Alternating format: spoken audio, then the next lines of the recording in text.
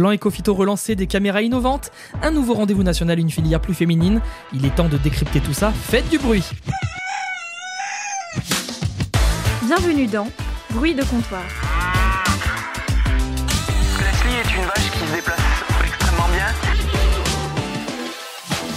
Le podcast qui décrypte pour vous l'actualité du monde agricole en 5 infos clés. C'est très extensif, mais c'est aussi des systèmes plus intensifs.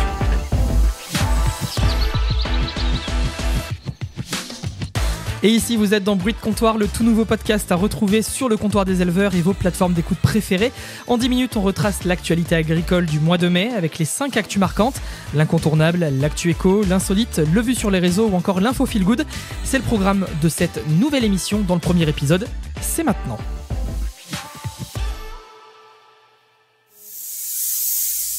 Et la grosse actu agricole du mois, c'est bien évidemment le plan éco-phyto lancé par le gouvernement. Une nouvelle stratégie mise au jour le 6 mai dernier avec un objectif, maintenir une baisse de 50% des usages des produits phytosanitaires à l'horizon 2030. Un plan relancé alors que la colère du monde agricole l'avait mise en pause début février. Alors qu'Ecophyto 2030 entend lutter contre le changement climatique et pour la préservation de la biodiversité, selon le gouvernement, qu'en sera-t-il dans les faits ? Pour atteindre cette réduction, le plan s'appuie sur un nouvel indicateur, le HRI1, piloté par la Commission européenne. Cet indicateur mesure l'utilisation des substances actives en multipliant leur volume par des coefficients qui évaluent la dangerosité des pesticides. Problème, cet indice n'est pas fiable selon plusieurs organisations écologistes ou encore selon le chercheur Corentin Barbu qui a publié une prépublication sur le dossier et qui estime que le HRI1 est un mauvais indicateur. Le ministère de l'Agriculture a d'ailleurs intimé à l'INRAE de travailler avec ses homologues européens pour améliorer le HRI1. Les enveloppes dédiées à ce changement sont également revues à la hausse pour laisser aucun agriculteur sans solution, d'après les propos du gouvernement. 250 millions d'euros seront investis pour la planification écologique, qui comprend entre autres la recherche et le déploiement de solutions alternatives. 50 millions d'euros serviront en particulier à financer du matériel. En bref, un équilibre vital pour Marc Fesneau, le ministre de l'Agriculture, qui en parlait sur France Info. La nécessité de réduire l'utilisation des produits phytosanitaires, en particulier pour la qualité des sols ou pour la biodiversité. La nécessité de faire face au dérèglement climatique. C'est une nécessité aussi pour le monde agricole. Si on ne sait pas faire ça, ils ne pourront plus produire non plus. Donc c'est bien un équilibre qu'il faut trouver. Alors, va-t-il y avoir un équilibre qui profite à tous les agriculteurs ? Réponse en 2030. Triste mine pour la viande bovine. L'info éco du mois, c'est bien sûr la baisse d'activité drastique du marché du bétail. Moins 8,8% en 2023, c'est énorme et on vous explique pourquoi.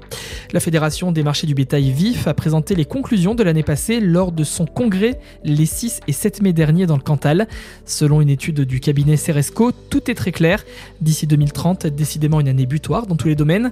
Le cheptel laitier pourrait perdre 500 000 vaches et le cheptel viande 800 000 vaches. En résumé, la production en cumulé chuterait de 18% en 6 ans et jusqu'à 30% d'ici 2035. Un phénomène inquiétant et dangereux qui pourrait remettre en jeu la souveraineté nationale de la France.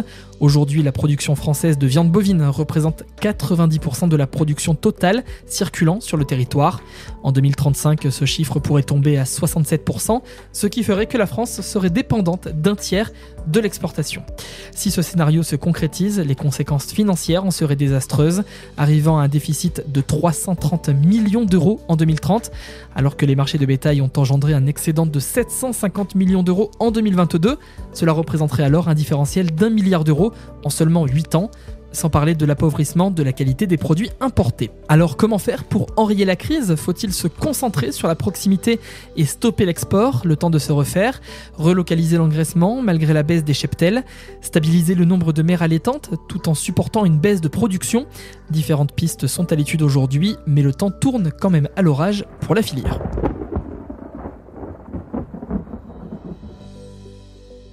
S'il y a bien un secteur qui n'a pas à rougir de sa féminisation, c'est bien l'aviculture. La voilà, l'info positive du mois.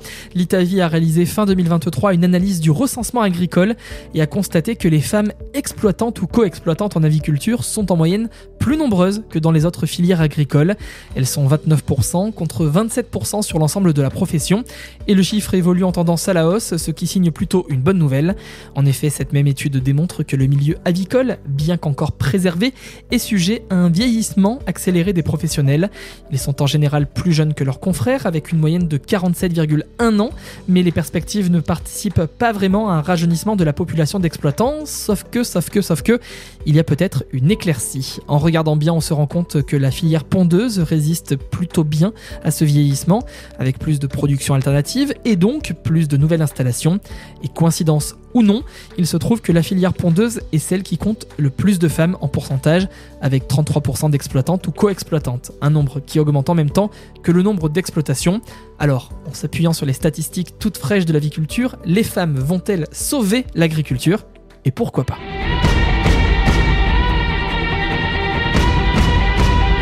C'est un programme un peu insolite, mais actuellement en test par l'INRAE et l'IFIP. Les deux organisations ont lancé le projet SoMove, une recherche expérimentale pour surveiller et diriger l'alimentation des truies gestantes. Le programme prévoit de suivre le niveau d'activité de chaque animal, ainsi que leur bien-être et leur santé de manière très précise. Alors pour ce faire, le projet SoMove emploie des caméras installées au plafond de la salle où vivent les truies, qui tournent en temps réel. Grâce à une technologie étudiée, les chercheurs peuvent ainsi analyser la posture, l'activité, le mouvement et la localisation des bêtes sur toute la journée. L'idée, c'est de suivre les truies en continu sans perdre d'informations grâce à un système d'identification individuel. Avec des statistiques poussées pour chaque tête, il sera ainsi possible d'adapter la ration journalière ainsi que le mode de vie au cas par cas, et donc de pouvoir s'adapter plus facilement aux besoins de l'animal. Mais cela permettra aussi de pouvoir déterminer plus en profondeur les interactions entre les truies et de comprendre ainsi la hiérarchie au sein d'un même groupe. 2 stations expérimentales en Ille-et-Vilaine sont volontaires pour porter ce test XXL, qui va d'ailleurs se poursuivre ailleurs en France pour également comparer les écosystèmes. D'après les initiateurs de l'étude, les conclusions du projet seront rendues en 2025 avec, on l'espère, des résultats concluants et inspirateurs de nouvelles méthodes. Sortez les couteaux et les fourchettes si on se donnait rendez-vous devant l'assiette. Les 31 mai, 1er et 2 juin, les rencontres à table sont organisées pour la première fois partout en France. C'est l'Interbev, l'interprofession bétail et viande, qui initie ce nouvel événement au slogan « On ne peut plus clair, aimer la viande et ceux qui la font ». Plus qu'une accroche, ça ressemble presque à une mission. Et pour cause, la France est un pays de viande et en particulier de viande bovine. En 2022, c'était le premier pays européen producteur de viande bovine avec plus de 200 000 exploitations et 19 millions de têtes. Les rencontres Made in Viande ont su fédérer les professionnels de la filière depuis 10 ans, mais à l'occasion de cet anniversaire, c'est le grand public qui est visé cette fois-ci. Sur tout le territoire national, des animations, tables rondes, ateliers découvertes sont proposés pour faire découvrir le milieu de la viande bovine, parfois encore trop méconnu, un enjeu essentiel pour Fabien Pelouse, ex-rugbyman de l'équipe de France et parrain des rencontres à table, comme il en parle sur Agri53 TV. En tant que flexitarien, je privilégie la diversité, la provenance, la qualité des produits que je mets dans mon assiette. Je crois que ça m'a pas trop mal réussi. La convivialité et le partage sont 2 valeurs que je connais très bien à travers mon implication dans le rugby. Mais je crois que le monde agricole les partage aussi. Alors pourquoi Fabien Pelouse en tant que parrain ? Eh bien parce que cette première édition sera très sportive dans une année 2024 très olympique. Le thème sera consacré aux flexitariens et athlètes du quotidien. Et ça c'est plutôt intéressant comme première approche parce que l'Interbev a fait le bon choix de s'intéresser au flexitarisme sans s'y opposer. Et ça c'est plutôt malin. 21 événements sont prévus pour cette première édition, partout en France on le rappelle. La liste des lieux partenaires est sur rencontreatable.fr.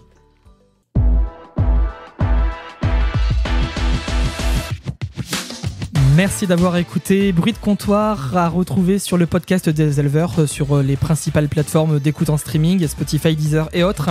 Vous pouvez aussi retrouver toutes les infos et actualités du comptoir des éleveurs sur le site comptoirdeseleveurs.com. Nous on se retrouve fin juin pour un prochain épisode de Bruit de comptoir, le podcast qui élève la voix.